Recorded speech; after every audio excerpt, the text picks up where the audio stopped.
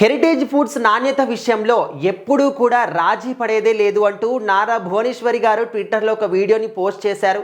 అయితే ఇప్పుడు అందరూ కూడా ఈ వీడియో గురించి, ఆ వీడియోలో భువనేశ్వరి గారు మాట్లాడినటువంటి మాటల గురించే చర్చిస్తూ ఉన్నారు.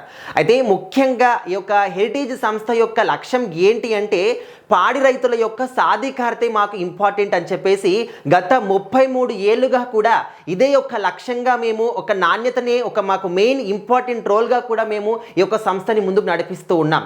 అందరి నమ్మకం, నాణ్యత, పారదర్శకత ఇవన్నీ కూడా పునాదిగా వేసుకొని నడిపిస్తూ ఉన్నాం.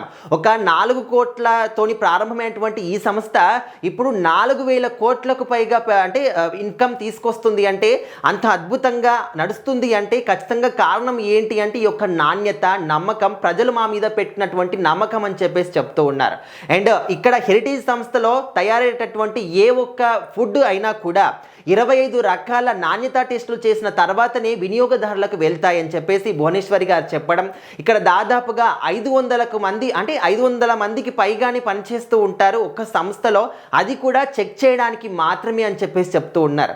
సో ఈ విధంగా 25 రకాల టెస్టులు చేసిన తర్వాతనే బయటికి వస్తుందంటే వాళ్ళు ఈ యొక్క హెరిటేజ్ సంస్థ విషయంలో, ఫుడ్ విషయంలో ఎంత క్లుప్తంగా ఆలోచిస్తున్నారో మనం క్లియర్గా అర్థం చేసుకోవచ్చు. ఎందుకంటే ఫుడ్ తయారీ అనేది మామూలు విషయం కాదు. చిన్న తేడా వచ్చినా కూడా, ఇది ముఖ్యంగా పాల ఉత్పత్తులతో సంబంధించినటువంటి సంస్థ కాబట్టి చిన్న ఇష్యూ వచ్చినా, చిన్న తేడా వచ్చినా కూడా పెద్ద ఇష్యూ జరుగుతుంది. అండ్ పాల ఉత్పత్తులు అంటే చిన్న పిల్లలకి ఎక్కువగా ఇది వెళ్తూ ఉంటాయి కాబట్టి మరి వాళ్ళ హెల్త్ అనేది ఎంత ఇంపార్టెంట్, ఎంత కీ రోల్ ప్లే చేస్తుందో మనందరికి కూడా తెలుసు. సో అలాంటి సంస్థ విషయంలో కూడా ఇప్పుడు కొంతమంది ఏదో ఒక విధంగా బ్యాడ్ చేయాలి, ఏదో ఒక రకంగా కల్తీ జరుగుతుందని చెప్పేసి నిరూపించాలి అని చెప్పేసి నానా రకాలుగా కూడా ట్రై చేస్తున్నారు. కానీ అక్కడ ఒక సంస్థ ఎంత నిజాయితీగా ఉన్నా చాలామంది దీన్ని నిజాయితీని పాడు చేద్దాము, అదేవిధంగా ఏదో ఒక రకంగా పాడు చేద్దాము, కొలాబ్స్ చేద్దాం అనే విధంగా ట్రై చేస్తున్నప్పటికీ సంస్థకు సంబంధించినటువంటి ఎండి నారా భువనేశ్వరి గారు ఇంత స్ట్రాంగ్గా, ఇంత నిక్కటిగా, ఇంత నిజాయితీగా ఉన్నారో క్లియర్గా అర్థం చేసుకోవచ్చు. వాళ్ళు నిజాయితీగా ఉన్నంత కాలం, వాళ్ళ సంస్థలో ఉన్నటువంటి ఆ ఫుడ్ నాణ్యత బాగా ఉన్నంత కాలం ఎవ్వరు కూడా ఎన్ని రకాలుగా ట్రై చేసినా కూడా సంస్థ యొక్క పేరుని మాత్రం నాశనం చెయ్యలేరు. సో మరి నారా భువనేశ్వరి గారు అయితే స్వయంగా చెప్తూ ఉన్నారు, ఇక్కడ మేము ఈ నాణ్యత విషయంలో మాత్రం ఎప్పుడూ కూడా రాజీ పడేది లేదు అని చెప్పేసి. ఒకవేళ మాకు ఇన్కమ్ రాకపోయినప్పటికీ కూడా జనాల యొక్క ఆరోగ్యానికి మేము ఎక్కువగా ఇంపార్టెన్స్ ఇస్తాము అని చెప్పేసి కూడా చెప్తూ ఉన్నారు.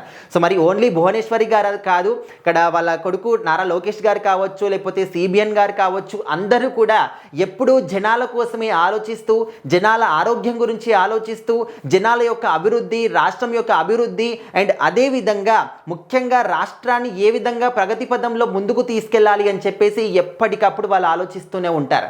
సో ఈ మధ్యకాలంలో కల్తీ విషయంలో, పాల ఉత్పత్తుల కల్తీ విషయంలో చాలా గందరగోళాలు జరుగుతూ ఉన్నాయి, చాలా కాంట్రవర్సీలు జరుగుతూ ఉన్నాయి, చాలా ఇష్యూలు జరుగుతూ ఉన్నాయి, బయటికి వస్తూ ఉన్నాయి.